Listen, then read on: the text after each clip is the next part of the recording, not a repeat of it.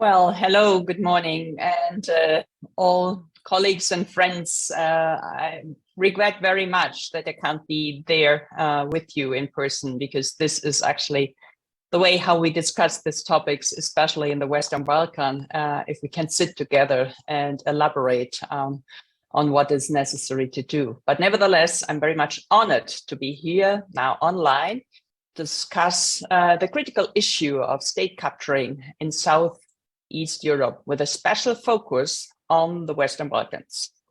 State capture is a grave threat to democracy and to rule of law, and it undermines the functioning of market economies and the welfare of citizens. In Serbia and elsewhere throughout the region, state capturing is a significant concern, particularly in the form of corruption from political connected companies. And you're all very much aware of what we are speaking about. These companies often use their political connections to gain undue advantages in the market, distorting competition and abusing public resources for private gain. To tackle state capture in Serbia and throughout Southeast Europe, we must take a comprehensive approach that addresses both the symptoms and the root causes of this problem. This, for example, includes strengthening of institutions. We must bolster the independence and effectiveness of key institutions, such as the judiciary, law enforcement agencies, and anti-corruption agencies. This will help ensure that those who engage in state capturing are held accountable for their actions. We have to improve transparency.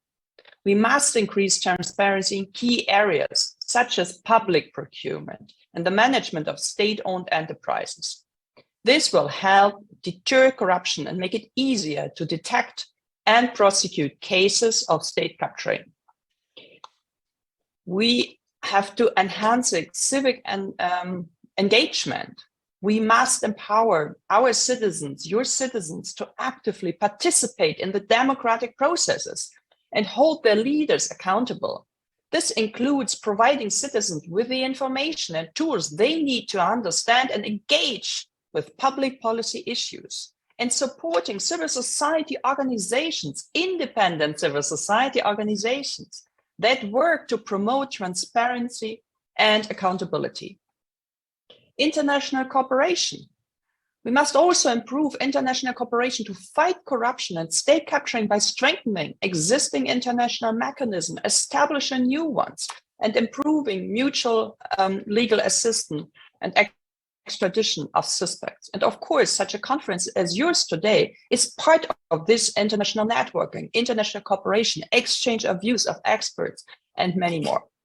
We must also recognize that state capturing is not just a problem in the Southeast Europe, but it is a global one.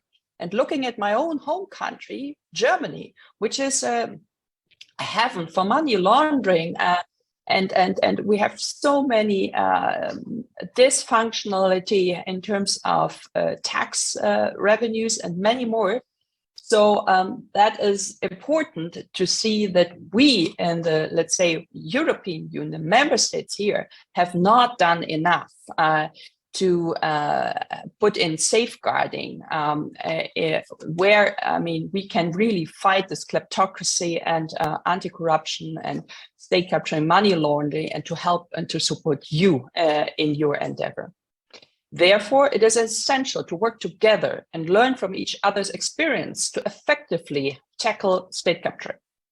State capture is a significant threat to democracy and the rule of law in Southeast Europe, and it undermines the functioning of market economies and the welfare of citizens. We must also work to break up the concentration of power in the hands of a select few.